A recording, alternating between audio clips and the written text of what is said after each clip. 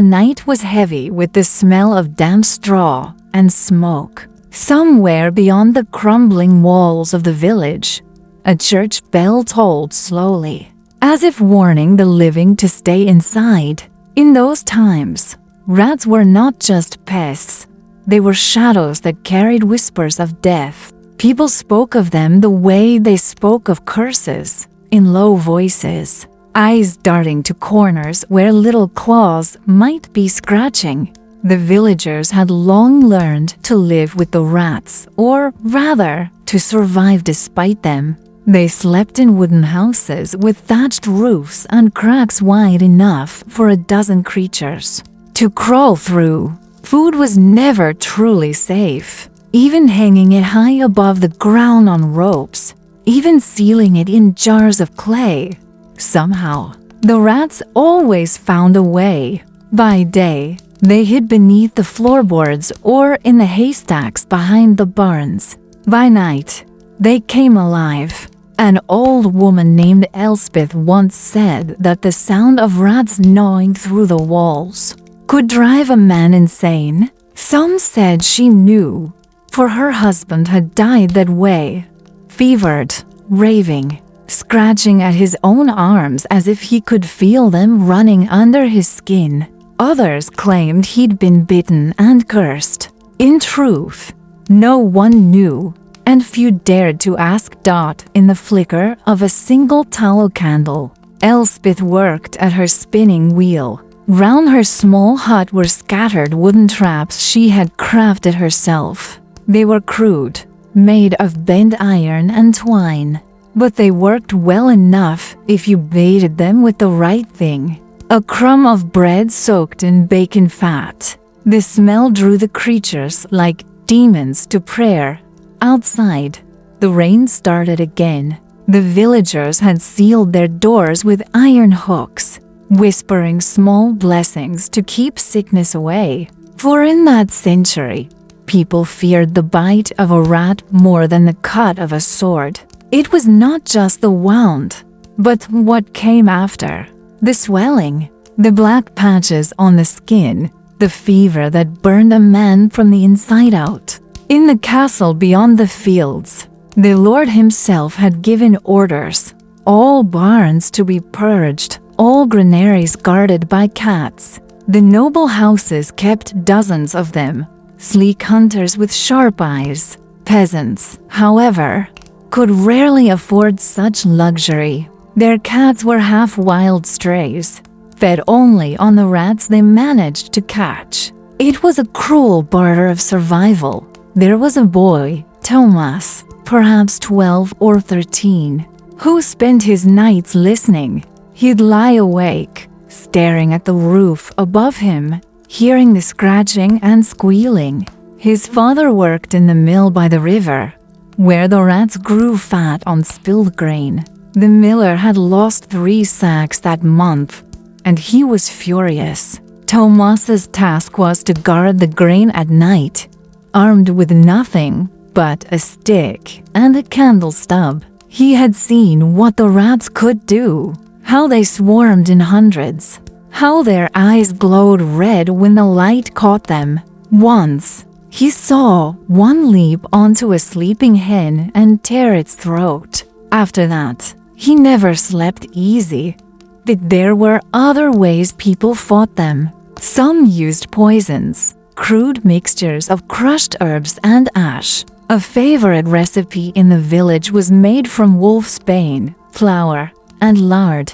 They shaped it into small pellets and left them near the holes. It worked, though not without danger. A dog or a child could die just as easily if they found it first. In the market town a few miles away, a man was said to travel from village to village selling rat charms.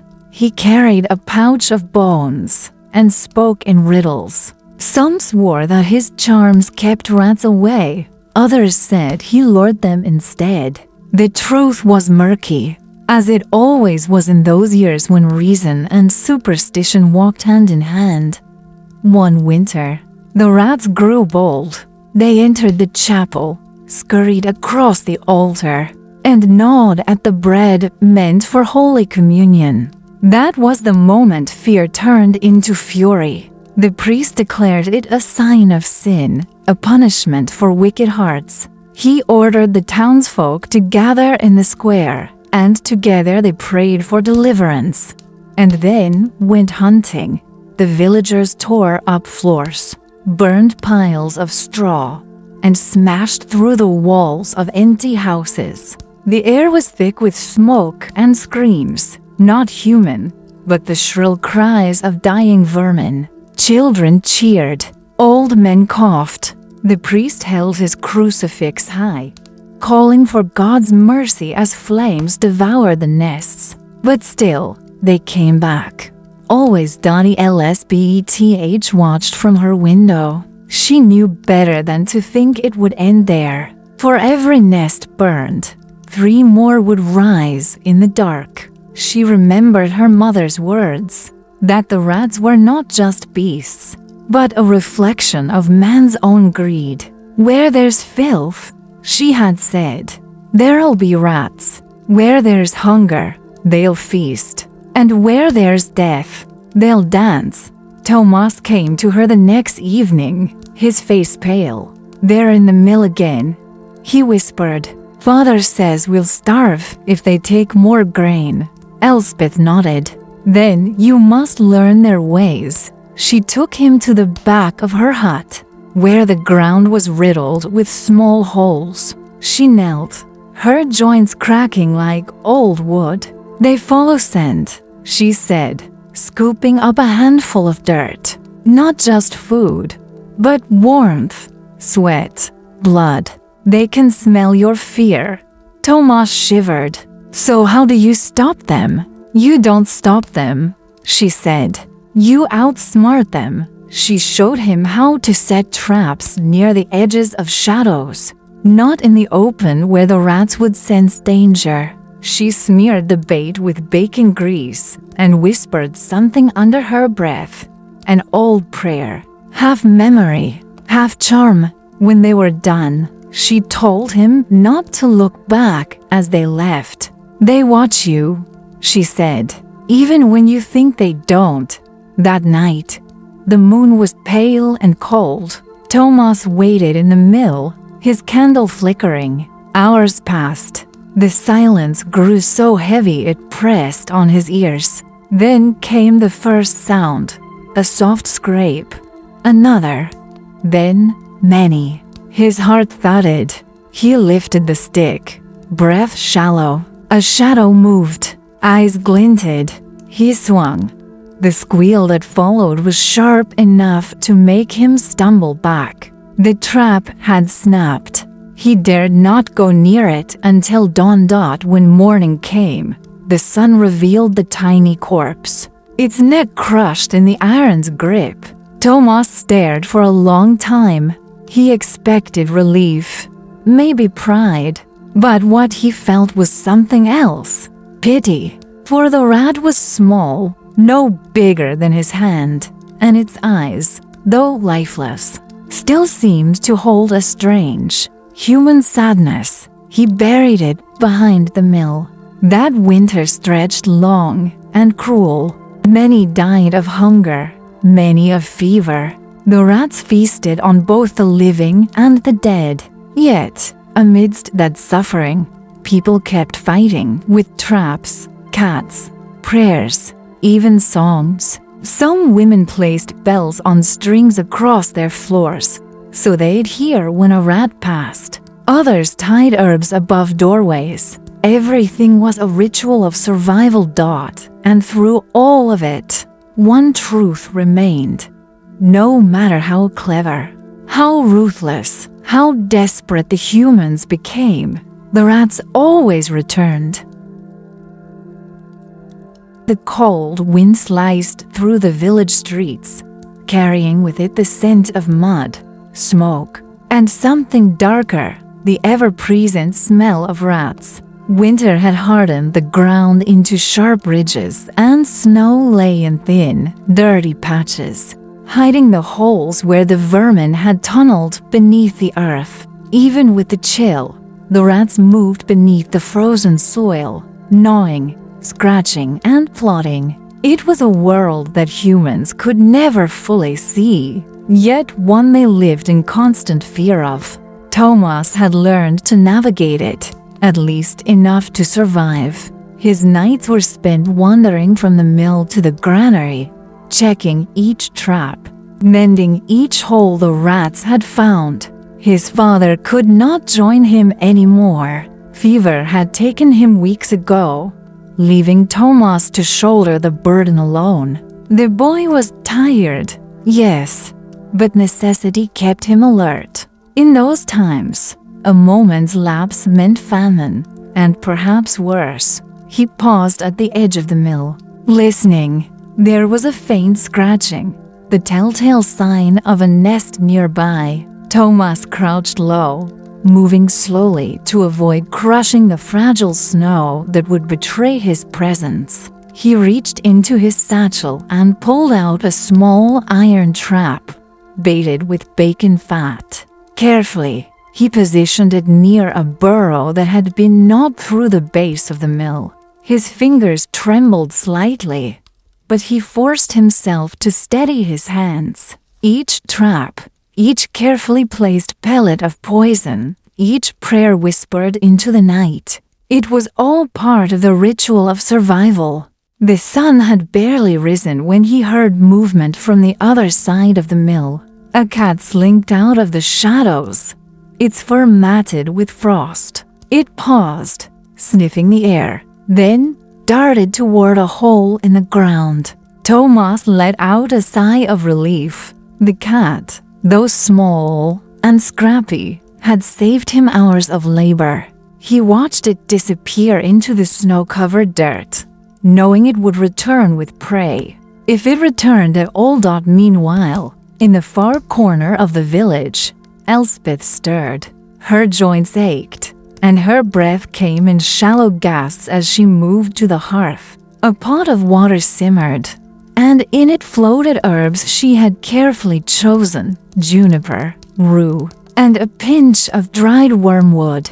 These were the remedies she used to keep sickness at bay, to stave off fevers that often came from rat bites. People trusted her not because she was clever or learned, but because she had survived longer than anyone else, and her remedies had worked, or at least they had kept death at bay. She thought of Thomas, working alone in the mill. Her heart tightened. The boy had no mother, no siblings to watch over him, yet there was a determination in him that reminded her of her own youth, when she had scavenged grain from barns while hiding from both the rats and the Lord's men. Survival was never easy, and in this world, it required both cunning and cruelty. Sometimes cruelty to rats, sometimes cruelty to oneself. That afternoon, word came that the rats had overrun the granary on the eastern edge of the village. The roof had collapsed under the weight of accumulated snow and the gnawing of countless teeth. Thomas knew this would mean more work, more traps, more long nights filled with whispers and scratching. He set out immediately, carrying his satchel, his iron traps, and a bundle of twine. He passed other villagers, some carrying buckets, some with sticks, all heading toward the disaster. There was no anger here, only the muted determination of people who had grown accustomed to fighting shadows. That could not be reasoned with. At the granary, the sight was worse than he imagined. The rats had chewed through every wooden beam, leaving jagged splinters where once there had been sturdy walls. Grain spilled onto the frozen ground, covered in claw marks and tiny teeth. Thomas set to work immediately, his hands raw from the cold. He set traps, moved the remaining grain to safer spots, and prayed softly to himself, though he was unsure if anyone heard prayers anymore. As night fell, the rats emerged in greater numbers than ever, They darted from the walls, leapt from the rafters, and swarmed across the scattered grain. Thomas fought them with iron traps, his stick, and even his bare hands at times. The small squeals of dying rats filled the air, a sound he had come to associate with both victory and loss. Every rat killed meant survival, but also a reminder of the relentless cycle he could not escape. In the village, rumors spread of a traveling rat catcher, a man said to possess magical means of controlling the vermin. He carried a leather pouch and a long, curved iron staff, and some claimed he could make the rats leave a house entirely with a single chant. Thomas thought of seeking him, but he also knew the danger. Travelers were often tricksters, taking more than they gave, leaving death in their wake. Yet, the idea lingered in his mind. What if there were a way to end the nightmare, rather than simply delaying it? Back at her hut, Elspeth tended her herbs, grinding dried roots into powder. She whispered a charm under her breath, one she had learned from her grandmother, a spell to repel creatures of darkness. She knew it was not foolproof, but it gave a measure of comfort. The village, she thought, relied not only on traps and cats, but also on the invisible threads of superstition and prayer that held them together. By the time dawn broke, Thomas was exhausted. His hands were blistered, his back ached, and his mind felt as though it had been gnawed on, much like the grain he had tried to protect. Yet, there was a small measure of relief. The traps had worked. A few dozen rats had been killed, their bodies buried behind the granary. Others remained, watching, waiting. He knew they would return. And so it went, night after night, a relentless struggle that required cunning, courage, and a willingness to witness death without flinching. Thomas learned the habits of the rats, tracking their tunnels, predicting their movements, and setting traps with increasing skill. He learned when to strike and when to wait. Most importantly, he learned the value of patience, for in this world, patience was often more important than strength or cleverness. The village endured, not because they were strong, but because they were desperate and unwilling to surrender. They burned what they could, poisoned what they could, and prayed for what they could not control. And in the shadows, the rats multiplied, as they always had, as they always would. Winter had deepened, and with it, the nights became longer, colder, and more unforgiving. Snow blanketed the village, but it did little to stop the rats. They burrowed beneath the frozen earth, gnawed at the wooden beams of abandoned houses, and, most fearsome of all, found their way into the cellars where people stored their last reserves of grain and potatoes. The villagers had long since realized that warmth, food, and safety were never guaranteed. Survival depended entirely on vigilance. Thomas had become adept at moving silently through the village streets, checking traps and reinforcing barricades. The boy's small frame allowed him to slip through narrow alleys, and his eyes had grown sharp enough to spot a rat tail flicking beneath a gap in the wood.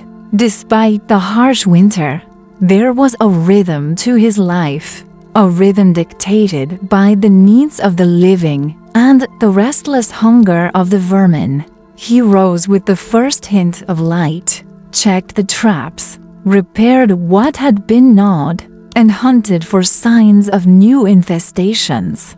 One morning, he discovered that the rats had found their way into the granary of Old Man Havelock, a miserly man who guarded his grain as if it were gold.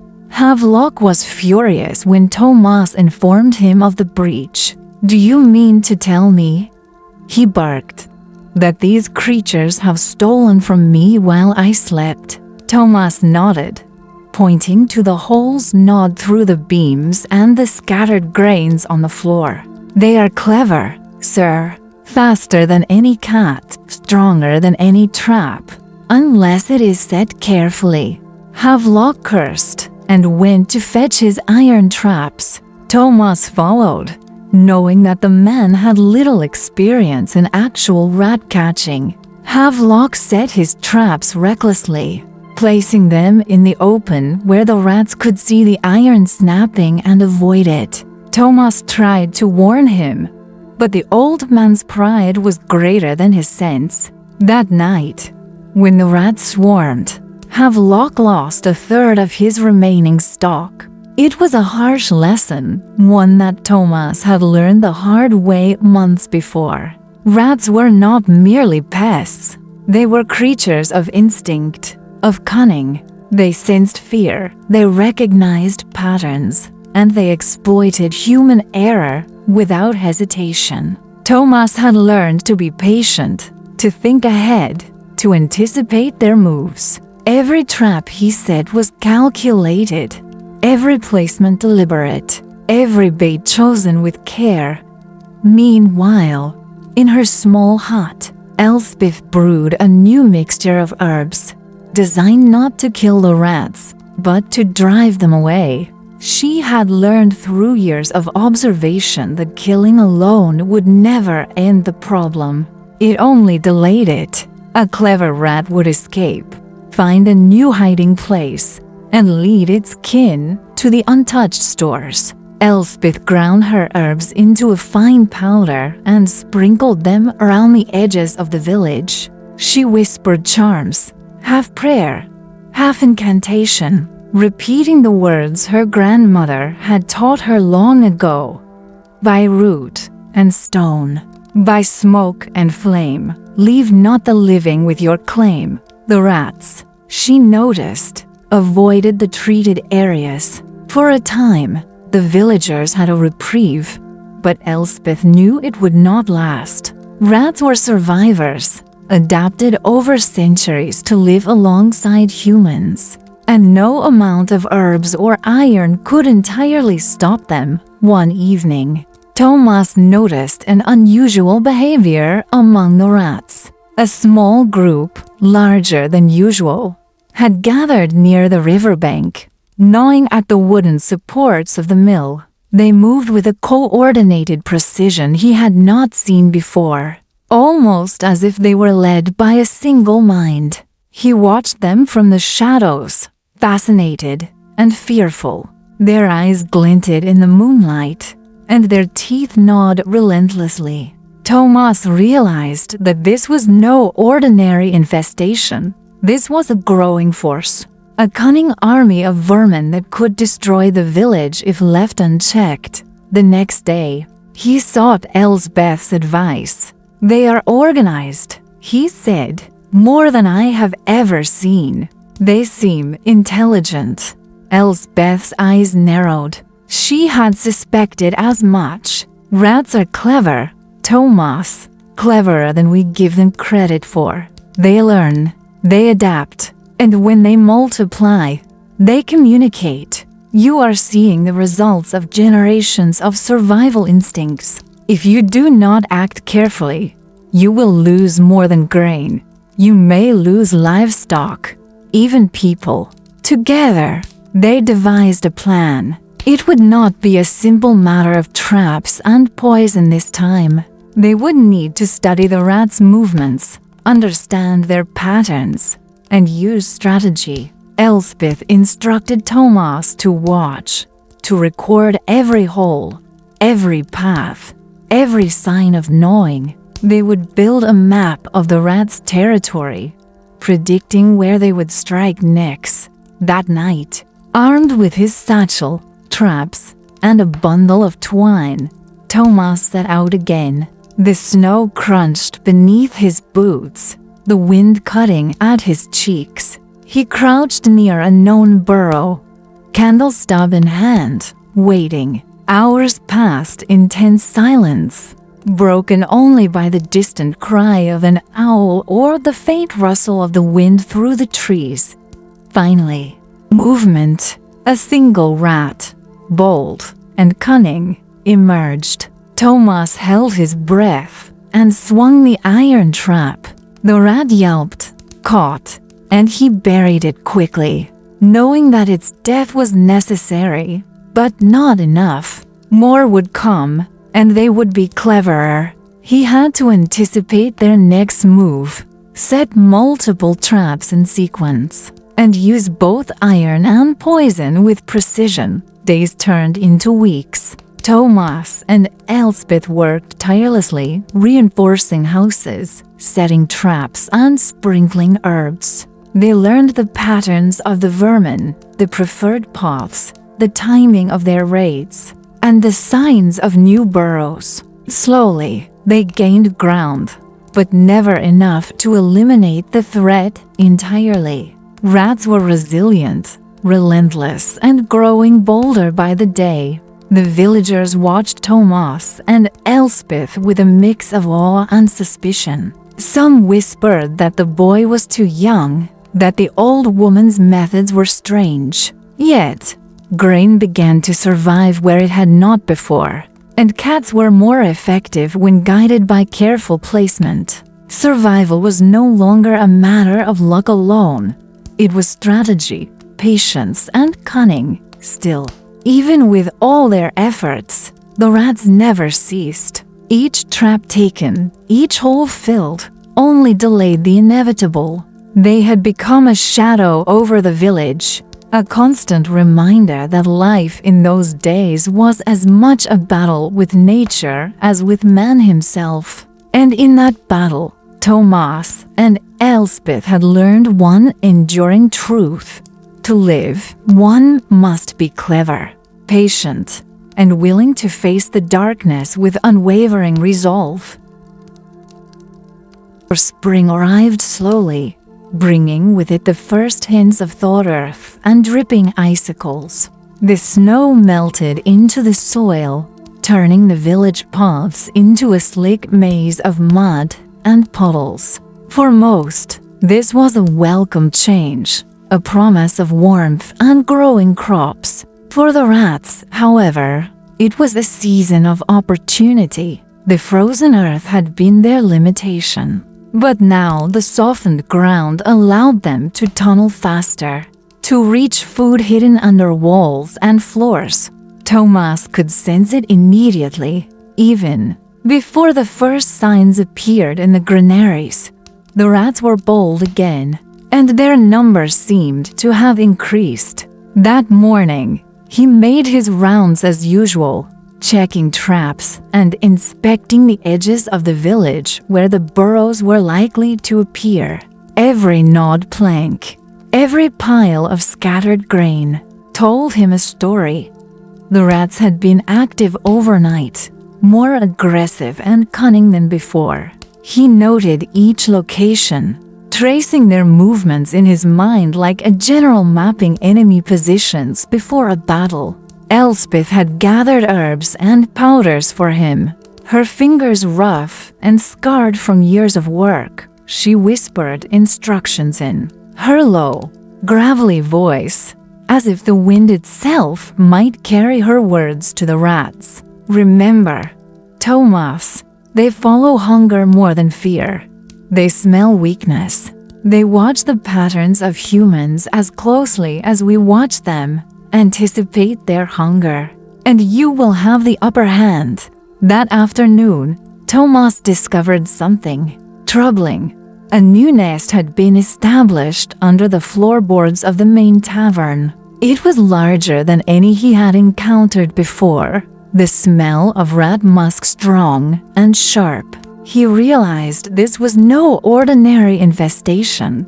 It was an organized settlement. He reported it to the villagers, but few took his warnings seriously. Tavern owners had other worries, and the thought of closing the establishment for days to hunt rats seemed absurd. Thomas, however, knew the cost of ignoring the threat.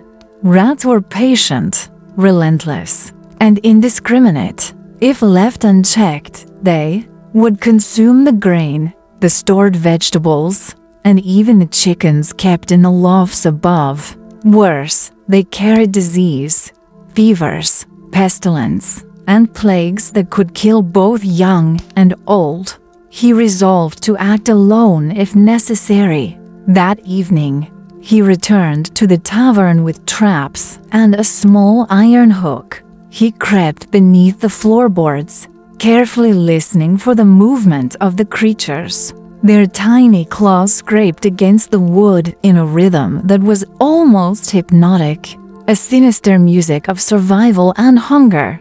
Thomas placed his traps strategically, arranging them in a pattern that would maximize the chance of catching the boldest rats first. He set a line of poisoned crumbs along the main tunnel, careful to avoid paths where humans or cats might accidentally encounter them. Hours passed in silence. The tavern creaked and groaned with the settling of the building, but Thomas remained still, watching the flickering candlelight dance across the planks. Then, suddenly, movement. A rat emerged from the darkness, sniffing the air cautiously. Thomas held his breath and waited for the precise moment. The trap snapped with a metallic clang, and the rat squealed before collapsing. One by one, more rats ventured out, drawn by the smell of bait and the warmth of the tavern. Thomas moved with calculated precision, resetting traps and relocating poisoned crumbs. He killed what he could, but always with a measure of respect. Each creature was clever, adaptive, and deserving of caution. He had learned long ago that arrogance in dealing with rats was a dangerous flaw. They could anticipate patterns, detect fear, and exploit hesitation. By dawn, the tavern floor was littered with the bodies of dozens of rats. Thomas emerged, exhausted, but satisfied. Yet, he knew the fight was far from over. For every rat killed, several more would take its place. Nature had a way of balancing itself, and in a world where humans stored food and created shelter, rats were simply filling the gaps left by carelessness. Back at her hut, Elspeth watched Thomas return, his hands and clothing smeared with grime and blood. She said nothing, merely nodded, acknowledging both the effort and the inevitability. "You cannot win, child," she said softly, "but you can survive. And in survival, there is wisdom." The villagers, seeing Thomas' success, began to take his warnings more seriously. They repaired barns, strengthened floorboards, and placed traps under tables and beds. Cats prowled with renewed diligence, and herbs were hung above doors and windows. For a moment, the village seemed to breathe easier, as if the rats had been beaten back, even temporarily. But Thomas knew better. The rats were patient. They could wait for days, weeks, even months. They learned from each encounter, adjusting their behavior, probing weaknesses and exploiting any mistake. And so, the boy continued his vigilance, moving from house to house, granary to barn, always alert, always ready. Each trap set, each rat killed, was a lesson, a step in an unending dance between predator and prey, between human and vermin. One evening, as Thomas returned to Elspeth's hut, he found her staring at a map of the village, pins marking burrows, trails, and attacks. She pointed to one cluster near the eastern woods. "They are gathering there, Thomas," she said. "Something drives them, hunger, perhaps, or a new leader. You must watch, and you must be ready." Thomas nodded, feeling the weight of the responsibility settle onto his shoulders. The fight against the rats was no longer just about survival. It was about understanding, strategy, and respect for an enemy that would not surrender. And in that understanding lay the true challenge, one that would test every skill, every lesson, and every ounce of courage he possessed. Night fell once more, the village quiet except for the whisper of wind and the faint scratching that always lingered in the corners. Thomas readied his traps, checked his poisons, and stepped into the shadows, knowing that the dance with the rats would continue, endless, relentless, and unforgiving. Summer came slowly, and with it, the fields of the village began to glow green, full of promise and life. Yet, even amidst the growth, the threat of rats never diminished. The warmth brought out more than just crops. It brought a surge in rat activity. Young ones were born, nests expanded, and hunger drove them into new areas that had previously been safe. Thomas could feel the change in the air, the rustle of leaves, the faint scratching under floorboards, and the smell of musky, damp fur that always signaled the presence of the vermin. Thomas rose before dawn. As he had every day for months, he carried his traps, bundles of twine, and a small lantern. His hands were calloused, his back stiff, yet he moved with the precision and focus of a seasoned hunter. Every hole, every gnawed beam, every overturned bucket of grain had become a part of him, a language of survival he had learned through months of observing the rats. The village itself was changing as well. Villagers, seeing the boy's success, had begun to cooperate more effectively. They repaired roofs, reinforced floors, and moved grain to safer storage. Yet, the rats adapted too. Thomas noticed patterns emerging. Certain burrows would be abandoned suddenly, only to reappear in unexpected locations. It was as if the rats were testing the humans, learning their responses, and planning their next moves. One day, while inspecting the mill, Thomas discovered a particularly bold rat. Its fur was dark, almost black, and its eyes gleamed with intelligence. It moved differently from the others, deliberate, cautious, and almost taunting. Thomas realized that this was no ordinary rat. It might have been a leader, directing the smaller rats, teaching them where and when to strike. He set a special trap, baited with his finest preparation, bacon fat mixed with a hint of crushed herbs to lure it, and iron reinforced to withstand the creature's strength. As night fell, Thomas waited in the shadows of the mill. Hours passed, the darkness thick and oppressive, only broken by the faint glow of his lantern. He listened to the wind, the creaking of wood, and the soft, sinister rustling beneath the floorboards. Then, the black rat emerged. Thomas's heart pounded. The creature moved with uncanny caution, sniffing the air, examining the trap, and inching closer. He held his breath, waiting for the perfect moment. Suddenly, the rat darted toward the bait. The trap snapped. There was a scream of squealing, a flash of motion, and then silence. Thomas approached cautiously. The rat lay caught, but alive, struggling fiercely. He felt a strange mix of triumph and awe. This was a creature of intelligence, strength, and survival instinct that rivaled any human's cunning. Thomas did not celebrate. Instead, he buried it carefully, understanding that this victory, while important, was only a temporary reprieve.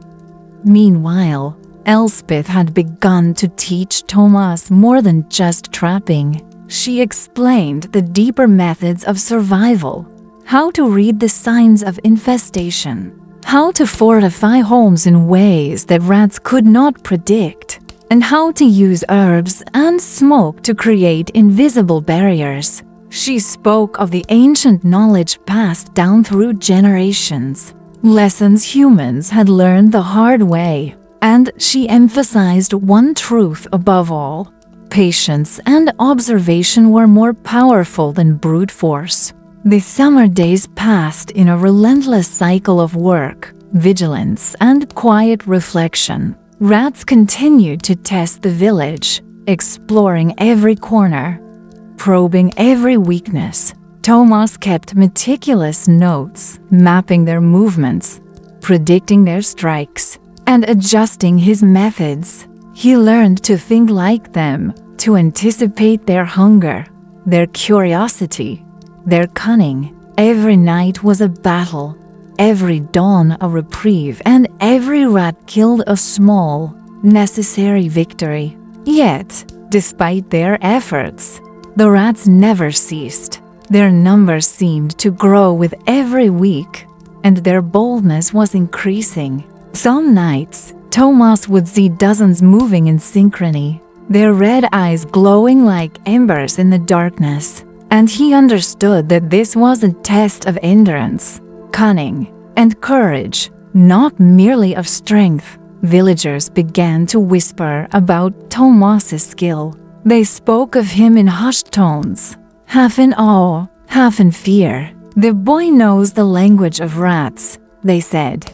"He can see their movements as if he were one of them." Yet, even as admiration grew, so did anxiety. Rats were a constant reminder of mortality, disease, and the fragile balance of life. One particularly hot night, as the moon rose high, Thomas ventured to the eastern woods where he had observed a growing concentration of rat activity. He carried traps, poisons, and a small lantern. Shadows shifted in the undergrowth. The air was thick with the musky smell of rat nests and the faint hum of life hidden beneath soil and leaf. Thomas moved carefully, noting every tunnel entrance, every sign of gnawing, and every trail that could lead him to the largest group. Hours passed, sweat dripping from his brow. Then, in the distance, he saw movement, a dark mass, smaller shapes darting in and out of burrows. He set a series of traps in strategic locations, using knowledge he had accumulated over months. Poisoned crumbs were placed in narrow lines, iron traps hidden behind natural barriers, and his every move was calculated. That night, Thomas fought with a combination of patience, skill, and courage. He killed what he could, tracked the movement of the survivors, and documented everything. By dawn, he had cleared a large portion of the eastern woods, but he knew it was only temporary. The rats were survivors, endlessly adaptive, and he had only delayed their advance. Returning to the village, Thomas felt the weight of responsibility heavier than ever. Elspeth met him at the door, her eyes reflecting both pride and concern. "You are learning," she said. "But remember, this is a battle without end. They adapt, they survive, and they multiply. What matters is that we endure." Thomas nodded. He understood now that survival was not simply a matter of killing rats or defending grain. It was about understanding the enemy, respecting its cunning, and preparing for the relentless rhythm of life in a world where danger lurked beneath every floorboard, behind every wall, and in every shadow. And so, summer passed with the same relentless vigilance. Nights filled with the scratch of claws, days filled with the rebuilding of walls and the setting of traps. Thomas learned, endured, and adapted. becoming not just a boy defending his village, but a strategist, a guardian, and a witness to the quiet, unending war between humans and the resilient, cunning creatures known as rats. Autumn settled over the village with a quiet persistence, turning the fields a deep golden brown and leaving the trees bare and skeletal against the gray sky. The air carried a chill that hinted at the approaching winter, but with the cold came a strange calm. For Thomas, it was a season of preparation, reflection, and constant vigilance. The rats, though still numerous, seemed to sense the shift in the weather, retreating to hidden burrows, consolidating their numbers, and waiting for the harsh months ahead. The boy moved through the village with the quiet confidence of someone who had learned the rhythm of survival. He inspected barns, reinforced floors, and set traps and patterns he had refined over months of observation. Each placement was deliberate, each poise and crumb calculated to draw the most aggressive and cunning rats first. His skill had grown to the point where he could predict the rats' movements with unsettling accuracy, reading their instincts like an open book.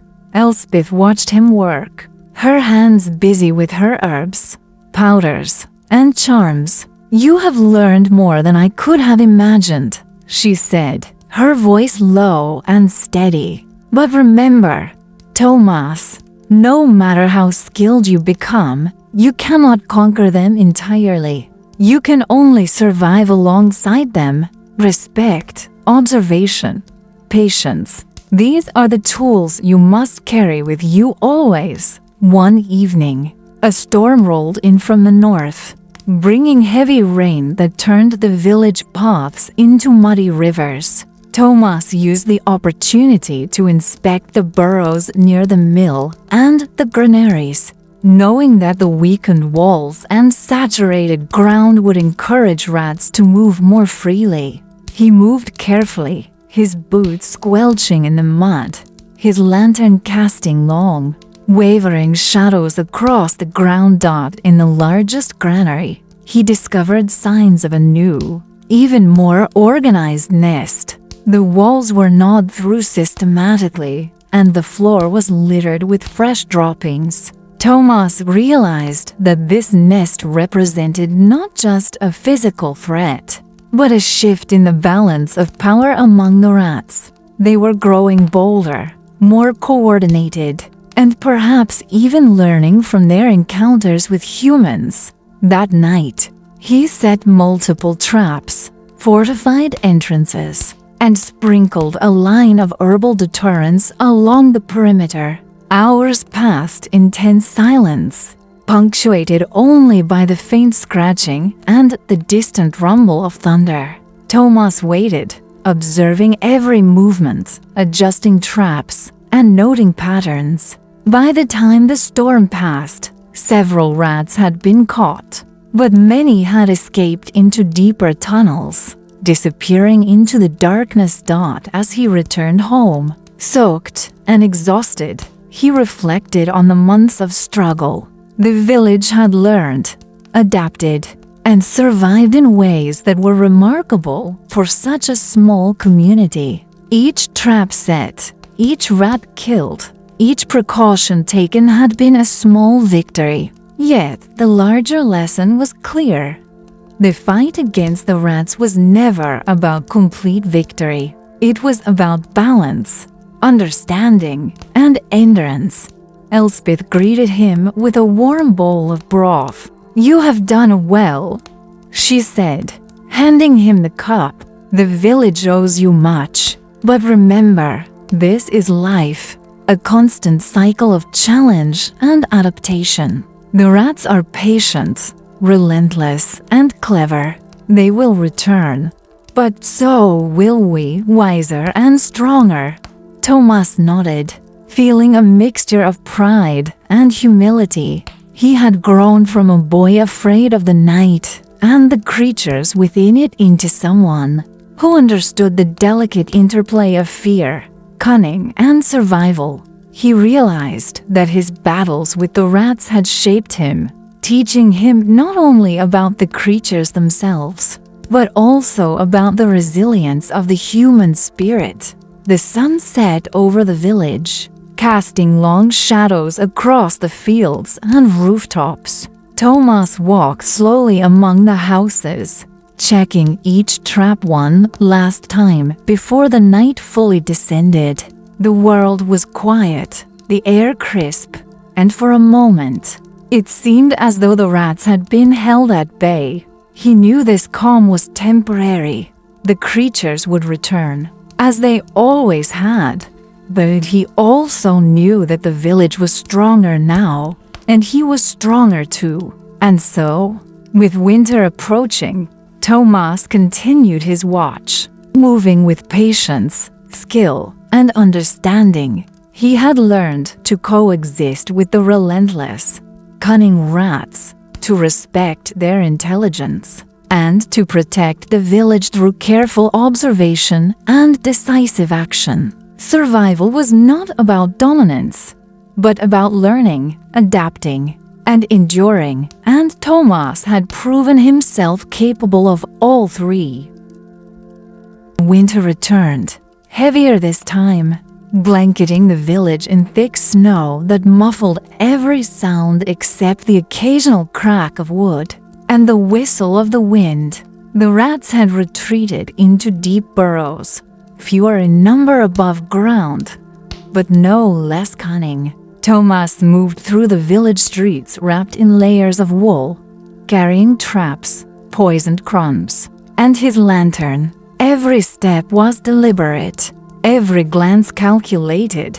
He knew that the creatures would strike when least expected, and he could not afford carelessness. The villagers watched him quietly, no longer dismissive or skeptical. Even the miller, whose barns had once been overrun, now sought Thomas's advice, placing grain in fortified corners and reinforcing doors and floors. Cats prowled more efficiently, traps were checked daily, and herbs hung from beams and windows. As Elspeth instructed, the village had learned to coexist with the rats, respecting them as a cunning adversary rather than dismissing them as mere pests. One night, Thomas heard movement in the granary near the edge of the village. It was subtle, a faint scratching, the soft scurry of small claws. He approached cautiously, candle in hand, noting every sound. There, a small group of rats emerged from a tunnel beneath the floor. Among them, he saw the familiar dark one he had encountered months before, the leader of sorts. The cleverest of the bunch. Thomas set his traps with meticulous care, placing poisoned crumbs along the main paths and iron snaps in strategic spots. He waited in silence, heart steady, hands ready. The rats approached, curious, cautious. One by one, they triggered the traps, squealing briefly before collapsing. The dark rat hesitated, examining the bait, testing the edges of the trap. Thomas held his breath, understanding that this final confrontation was not only a test of skill, but of patience, observation, and understanding. Finally, the dark rat moved too close to the iron trap. The snap rang out sharply, and the creature lay caught. Thomas approached slowly, examining it. Its eyes reflected a strange intelligence, a survival instinct honed over countless generations. He did not rejoice. Instead, he buried it carefully behind the granary, acknowledging both its cunning and the necessity of its end. The village, seeing the diminished rat activity, felt a cautious relief. Grain remained safe, the barns stood fortified, and life seemed more secure. But Thomas knew better than to believe the threat had vanished entirely. Survival, he realized was a continuous practice, a balance of respect, vigilance, and adaptation. Elspeth greeted him the following morning, her hands warm around a cup of broth. "You have done well," she said, her eyes reflecting pride and wisdom. "The village endures because of you. But remember, this is a rhythm, not a battle one. Life continues, and we adapt alongside it." Thomas nodded, understanding that the lessons of the past year had shaped him. He had learned about fear, cunning, resilience, and the delicate dance between humans and nature. The rats had been relentless, intelligent adversaries, but they had also taught him patience, strategy, and the value of observing the world closely. As the sun rose over the snow-covered village, Thomas walked slowly among the rooftops and paths, checking each trap one last time for the morning. The air was crisp, the silence profound, and for the first time in months, the night seemed less threatening. The rats had been subdued, not eliminated, and that knowledge brought him peace. They were clever, adaptive, and resilient, qualities he now shared through careful thought, skill, and endurance. The village had survived, and so had Thomas. In the quiet of the winter morning, he understood the truth of life he had discovered through months of struggle. Survival was not about defeating the enemy completely, but about learning, adapting, and enduring alongside it. With the village safe for now, and the dark shapes of rats retreating into the earth, Thomas finally allowed himself a moment of rest. His hands were sore, his body tired, but his mind was steady.